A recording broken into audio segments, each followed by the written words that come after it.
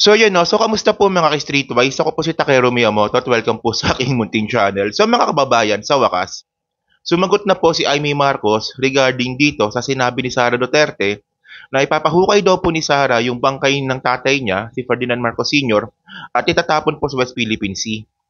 At inabot po ito ng 6 na araw bago siya sumagot. At alam niyo kung ano nakakatawa dito, sumagot na nga lang, hindi pa inayos. So, sabi po ni Amy Marcos, ito daw po ay politika lang. Ayun na pakakaintindi ko na pinapalabas ni Amy Marcos na itong sinabi ni Sara Duterte ay politika lang. Parang mali ata, parang hindi ko ata makuha yun. Kasi una mga kababayan, kung meron mang isang politiko na ginagamit yung tatay niyang namatay para manalo ulit sa eleksyon, si Amy Marcos po yun. Okay, pag-usapan natin yan mga ka-Streetwise, no?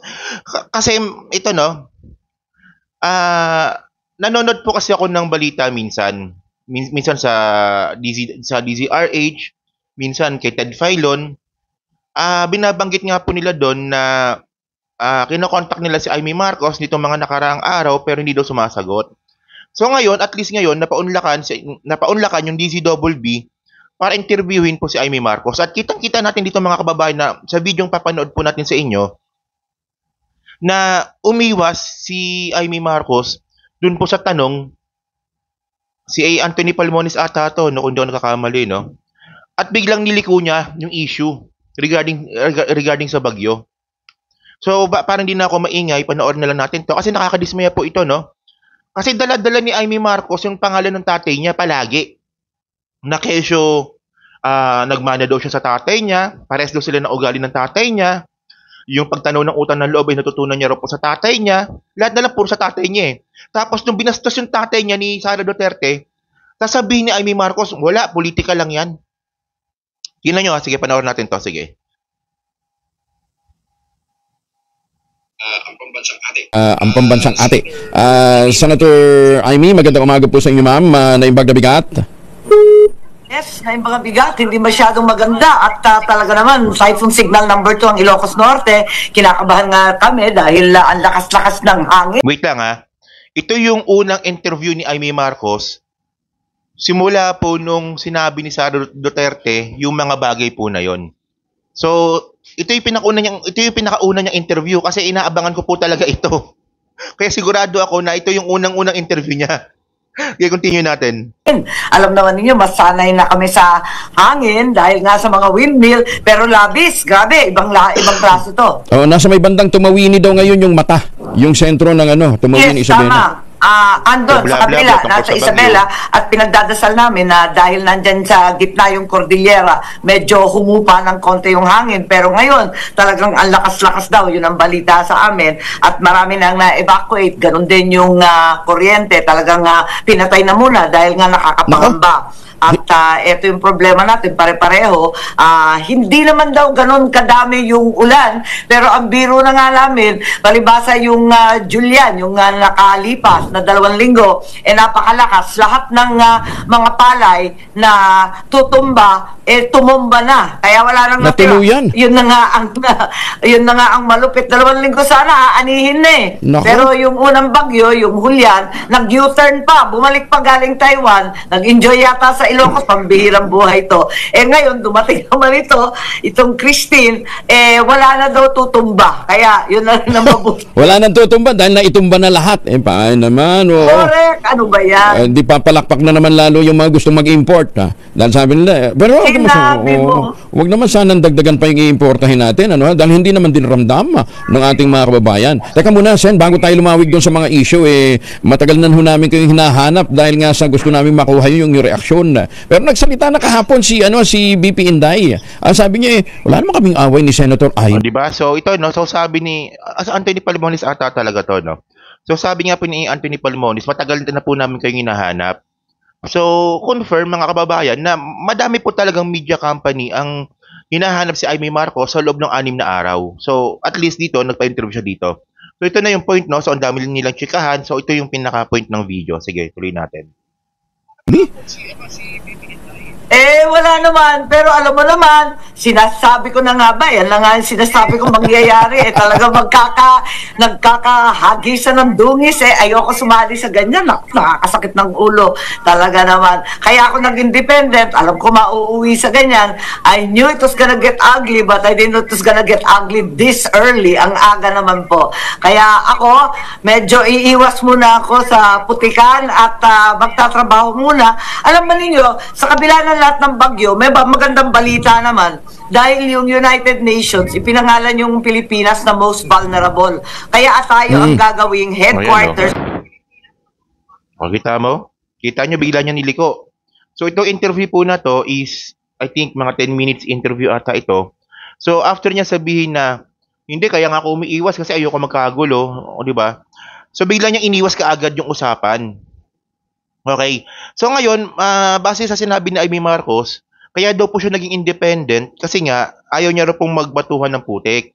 So ibig sabihin pala nun, kasi kinonect niya sa politika. So ibig sabihin pala nun, itong sinabi ni Sara Duterte na ipapahukay ko yung tatay mo, itatapon ko sa West Philippine Sea, is politika lang pala ito para kay Amy Marcos. So, ewan ko lang kasi ako, may mga follower po tayo dito ng mga Marcos loyalist, no?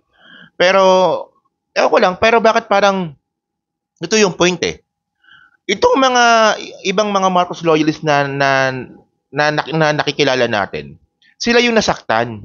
Sila yung nagalit kay Sara Duterte. Tapos itong anak ni Ferdinand Marcos Sr., na si Amy Marcos na palaging dinadala, laging dinadrag yung pangalan ng tatay niya para manalo sa politika, bilang niyang babanggitin na wala, politika lang yan. Imbis na siya yung unang-unang dapat na magtanggol dun sa ginawa sa tatay niya. So para sa kanya, politika lang ito. Ewan ko lang, no? Kasi ito lang, no? Ito yung point, no? Naalala ko bigla, no? Alam nyo, ito yung isa sa pinakaayaw ko kay Amy Marcos, Gumagamit po siya ng necropolitics. Alam niyo yung necropolitics? Kasi, naalala ko nung kampanya, sinita po natin yung style ng mga dilawan. Kasi, di ba, yung mga dilawan, nananalo sila sa election, gamit po yung patay. Di ba, for example, si Cory Aquino, kaya siya naging presidente kasi namatay si Ninoy. Tapos si Pinoy, kaya naging presidente kasi sakto nung mag-election na, namatay si Cory. Di ba? Tapos si Leni Robredo naman, kaya siya naging vice president, kaya siya tumakbo bilang vice president kasi ginamit yung asawa niyang namatay na si Jesse Robredo. Ayan na paniniwala natin nun na ayaw natin ng necropolitics. Pero si Amy Marcos po ang gumagamit po ng necropolitics ngayon. O ngayon, tingnan ninyo pag may interview si Amy Marcos, palagi niya sinasabi, tatay niya. Nagmana ako sa tatay ko. Itong mga bagay na nakita nyo sa akin, turo sa akin ng tatay ko to. Tumatanaw ako ng utang na loob sa mga Duterte kasi ayan ang turo ng tatay ko. Puro tatay niya. Si Bongbong Marcos nga, di ba? Hindi natin makitaan ng ganyang klaseng statement not unless na tinatanong siya. Di ba? Si PBBM po gumagawa ng sariling pangalan. Samantalang si Amy Marcos, palagi niyang dala-dala yung pangalan ng tatay niya. Tapos ngayon, sa pagkakataon po na to, na kailangan po na patunayan ni Amy Marcos yung pagmamahal niya sa tatay niya, hindi lang dahil sa politika. Ngayon, nung tinanong siya tungkol kay Sara Duterte, ang sagot niya, kaya nga ako naging independent ayoko nang batuan ng putik, lalayo muna ako dyan. Dito muna tayo. Sa UN. Ito muna pag-usapan natin. So, lumalabas itong mga kababayan, umiwas siya dun sa tanong, tapos kaya siya naging independent kasi ayaw niya ng ganyan. So, politika lang pala ito para sa kanya. Ay, ibang klase itong mga kababayan. Ibang level ito. Ibang level ng kakapalan ng mukha ni Amy Marcos. Yung haba ng baba niya, umabot hanggang dito sa Iloilo. Kita nyo, binabagyo na kami. Ang lakas ng hangin. Tapos brownout pa. Nakita nyo, nag-brownout pa. So, yun mga kababayan, no? So, yun, no? Magiging content lang ito kasi ito yung first time na sumagot po ni Amy Marcos sa loob ng 6 na araw. Di ba? So, yun, no, ito lang dito na ako magbibigay ng statement, no? So, sa nagtatanong po kung bakit di na po ako nagla-live stream masyado, busy lang po talaga ako. Tapos ngayon binabagyo pa. Busy lang po talaga siguro mga next week siguro babalik na po tayo sa pagla-live stream.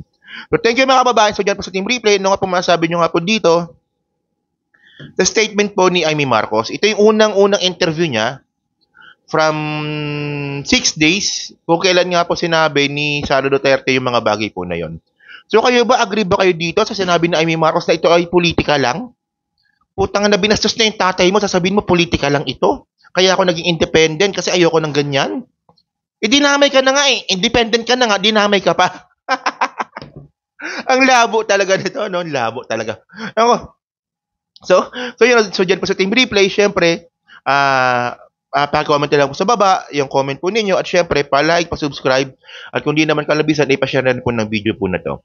So hanggang sa muli po, kita na lang ulit tayo sa susunod na video. Salamat po, thank you, bye-bye.